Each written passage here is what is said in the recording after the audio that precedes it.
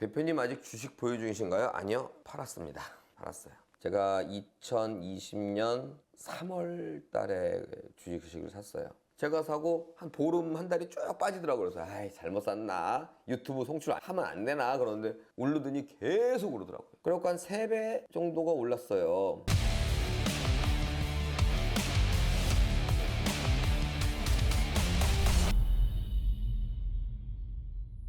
요즘 공사 중에 경매 나온 토지들이 경매에 많이 나오던데 이런 물건들 낙찰받아도 괜찮을까요? 라고 하셨어요. 공사 중인 토지 괜찮죠? 낙찰 받으시면 되는데 오늘 상담이 하나 왔어요. 허가를 받은 땅을 낙찰을 받았는데 허가권은 안 넘어온단 말입니다. 땅만 넘어와요. 허가권은 허가를 낸 자한테 갖고 있는 겁니다. 그럼 허가권을 어떻게 넘겨받습니까? 라고 담당자한테 물어보면 그 담당자는 원래 허가권자한테 동의를 받아 가져오래요. 자, 그래서 원래 허가권자한테 갔더니 1억 5천을 주면 허가권을 넘겨주겠답니다. 근데 낙찰받은 비용이 금액에 비해 그 금액이 워낙 크다 보니까 주춤하는 거예요.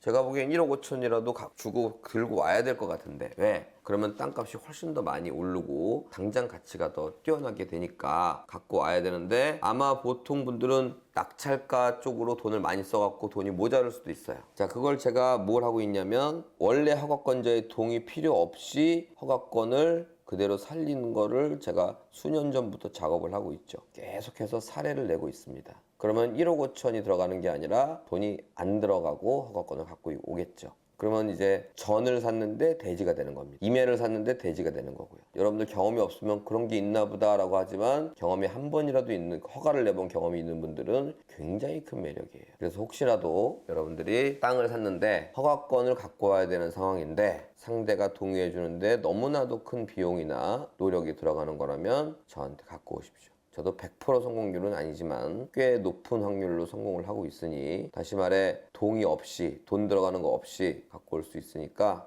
한번 그런 부동산을 낙찰 받으실 생각이나 또는 낙찰 받았다면 저한테 갖고 오셔갖고 같이 해결해 보자고요. 안녕하세요 대마왕님, 내년부터 부동산 경기가 어떻게 보시나요? 고견 부탁드립니다 라고 하셨습니다. 솔직히 말씀드릴까요? 모르겠습니다. 제가 경매를 해갖고 나름 전문가라는 소리를 듣기 시작하면서부터 가장 많이 하는 질문 중에 하나가 내년에 어떻게 되나요입니다. 주로 연말에 질문이 많이 오죠. 총선 후에 어떻게 되나요? 대선 후에 어떻게 되나요? 이런 질문들을 합니다. 물론 제가 예상하는 건 있겠죠. 그리고 그 예상이 아마 일반인보다는 맞힐 확률이 조금 높을 수도 있습니다. 하지만 내년엔 이렇게 된다라는 강의나 유튜브 이런 거는 당연히 안 맞죠. 미국도 내일 모레 경기를 모르는데 제가 어떻게 그걸 압니까?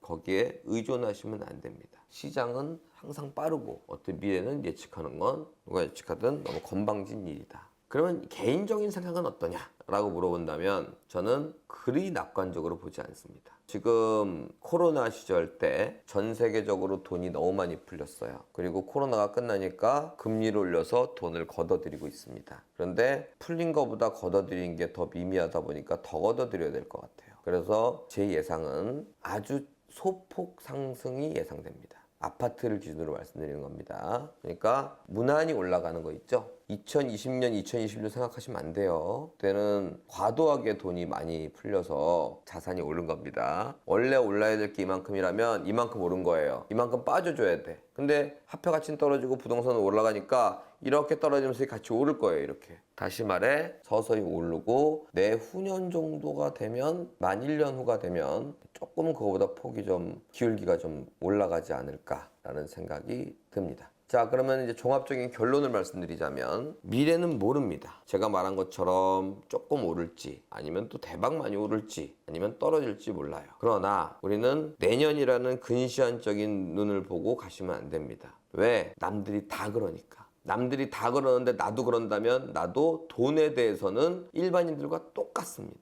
여러분들은 일반인에서 빠져나오셔야 됩니다. 그래야 부자가 될 수 있어요. 일반 대중들하고 대화하면서 20년 후에 부동산이 어떻게 되느니 이런 얘기 하시는 사람 없습니다. 아까도 말했지만 내년, 총선, 대선 맨날 이런 얘기만 합니다. 앞으로 부동산이 어떻게 됩니까? 라고 저한테 물어볼 때 20년 후에 어떻게 됩니까? 이런 말을 물어보는 사람은 없어요. 그러면 지금 보면 부동산 가격도 주식 가격도 엄청난 파도를 쳤습니다. 높은 파도가 있을 때가 있고 떨어지는 파도가 있을 때가 있었습니다. 그게 근시안적으로 바라보는 투자자의 마음입니다. 아, 파도가 쭉 올라갈 때 사야 되는데, 근데 그 파도를 멀리서 바다에서 보면 파도가 치지 않습니다. 그냥 그 파도는 오를 뿐이에요. 대한민국 주식도, 대한민국 연봉도, 대한민국 소득도, 대한민국 부동산 가격도 다 올랐습니다. 오늘 사는 게 제일 싸다는 말 있죠? 그거는 그 그래프를 눈앞에서 보는 게 아니라 멀리서 봤을 때 무조건 정답입니다. 그러려면 보다 마인드 자체를 사서 미래 가치를 봐야 되겠다는 보유의 마인드가 있어야 되는 겁니다.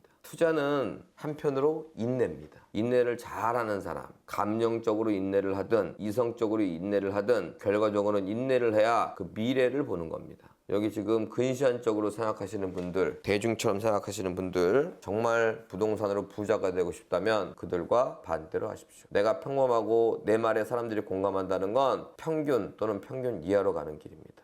자, 안녕하세요. 개마왕님, 질문 좀 드릴게요. 심각한 것 같은데 왠지. 신축 빌라를 매매를 하기 위해 준공 전 분양계약서를 작성 후 중도금 주고 선입주하였습니다. 준공이 끝나고 잔금을 치르는 도중 경매로 지금 진행 중입니다. 다행히 전입신고는 말소기준보다 빠릅니다. 이런 경우에 낙찰자가 명도소송이 쉬운가요? 이거 심각합니다. 자, 무슨 얘기냐면 빌라를 분양받은 소유자예요. 지금 질문자가. 빌라가 깨끗하게 다 지어졌어. 그런데 건축물 대장이나 등기는 아직 안 나온 상태에서 입주를 하신 거예요. 그럴 수 있죠. 건물만 멀쩡하니까, 소유자니까. 그리고 이제 등기가 나와 보니까 이제 경매가 진행 중이랍니다. 근데 먼저 전입신고를 했기 때문에 선순위예요. 그런데 이 소유자가 난 소유자입니다 라고 해버리면 선순위라도 소용이 없죠. 주인인데 뭐 어쩌라고. 그러니까 이제부터 거짓말을 해야 됩니다. 나는 임차인입니다 라고. 임차인 5억짜리 임차인이에요 라고.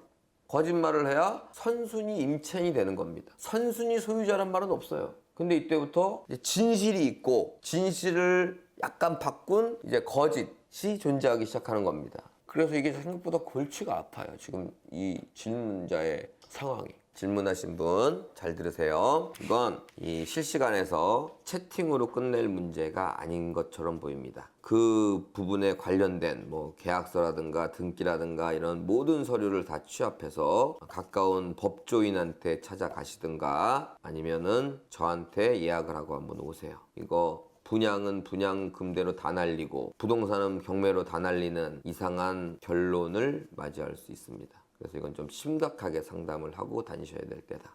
대표님 아직 주식 보유 중이신가요? 아니요, 팔았습니다. 팔았어요. 제가 2020년 3월 달에 주식을 샀어요. 2019년 12월에 우한에서 폐렴이 터졌다. 그리고 매일같이 하루의 뉴스가 굉장히 심각하게 나옵니다. 그 심각한 수준이 주식에 반영되더니 주가가 쫙 빠집니다. 저는 주식을 안 하니까 관심이 별로 없었죠. 근데 언뜻 뉴스를 보면 매일 주식 얘기입니다. 오늘은 마이너스 몇 프로, 내일은 마이너스 몇 프로. 그러다 한 3월 초가 되니까 대공황 얘기가 나옵니다. 대공황 이후로 이런 최악의 경기는 처음이다. 그래서 대공황? 저는 당시에 뭐 사스니 뭐니 해갖고 성인이 되고 나서 3번의 팬데믹을 겪었고 이번에 4번째 팬데믹이었습니다. 코로나가. 전 무식합니다. 이 코로나도 언젠간 극복이 될 텐데 근데 대공황 얘기가 나와? 그럼 빨리 주식을 좀 사놔야겠다. 주식 투자를 처음 하다 보니까 이건 사실 제가 주식을 사고 싶어서 산 게 아니라 저의 그 투자 원칙을 여러분들한테 보여드리려고 유튜브용으로 산 거예요. 지금 유튜브에 있습니다. 유튜브용으로 그걸 찍었어요. 상당히 고생했죠. 뭐 앱 걸어야 되고 달러 환전해야 되고 그래갖고 이제 남들이 다 팔 때 사라. 이게 제 투자의 신념 아니겠습니까? 그래서 아는 주식을 이것저것 주워 담았어요. 얼마나치 샀더라? 한 2억어치 샀습니다. 담고 제가 사고 한 달 후부터 오르기 시작하는데 와, 그거 매일 오르는 수치를 숫자로 보니까 재밌더라고요. 도박처럼 빠지겠더라 그거. 조심하셔야 될 것 같아. 아직 무슨 투자의 귀재야? 될 놈은 된다고 제가 사고 한 보름 한 달이 쭉 빠지더라고요. 그래서 잘못 샀나? 유튜브 송출하면 안 되나? 그러는데 오르더니 계속 오르더라고요. 그래갖고 한 3배 정도가 올랐어요. 그리고 나서 제가 주식 공부를 했죠. 주식은 제가 해야 되는 분야가 아니더라고요. 이게 상식하고 다르게 주식이 움직이더라고요. 공부한 거랑 다르게. 뭐 우리나라만 그런지 모르겠는데 그래서 공부를 하니까 오히려 주식을 그만해야 되겠다라는 생각이 들어서 주식을 매각했습니다. 그러니까 그때가 2022년 초였으니까 3배까지는 못 벌었죠. 만약에 주식을 다시 한다면 지금 주식 어때요? 좋은가요? 안 좋은가요? 안 좋을 때 살 겁니다. 그리고 보유할 겁니다. 부동산이랑 똑같습니다. 그리고 뭐 잘 모르는 회사는 안 살 거고요.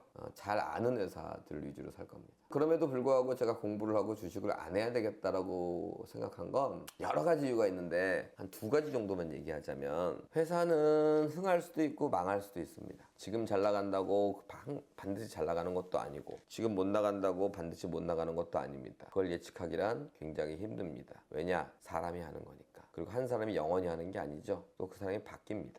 그래서 그거를 제가 예측하는 게 주제 넘다고 생각했고요. 2번째는 그렇게 없어지거나 작아지면 현물 자체가 없어진다는 얘기입니다. 주식이 종이 쪼가리가 되는 거죠. 그래서 아무리 생각해도 주식보다는 부동산이 난 것 같아서 저는 부동산으로 다시 돌아왔습니다. 딱 한 번 해보고 이제 말았다. 갑자기 워렌 버핏이 생각나네요. 워렌 버핏은 부동산을 굉장히 싫어합니다. 자기 투자 재산의 대부분이 주식으로 되어 있죠. 워렌 버핏 최고의 파트너 누군지 아십니까? 지금 40여 년 동안 파트너인데 찰리 먼거라고 있습니다. 찰리 토마스 먼거. 그렇죠 아마? 워렌 버핏보다 형이에요. 며칠 전에 돌아가셨습니다. 1924년 1월 1일생이에요. 보름만 더 있었으면 100살을 맞이하는 분인데 99세로 돌아가셨습니다. 그런데 그분은 부동산을 상당히 또 좋아해요. 그러니까 둘의 철학은 같지만 투자하는 방식은 좀 다릅니다. 그래서 저는 아까 말한 2가지. 첫째는 인간이 하는 회사라는 것들이 어떻게 될지 알 수가 없다. 2번째, 잘못되었을 때 현물이 남지 않는다라는 이유로 부동산을 선택한 이유입니다. 그래서 현재는 주식은 하고 있지 않습니다.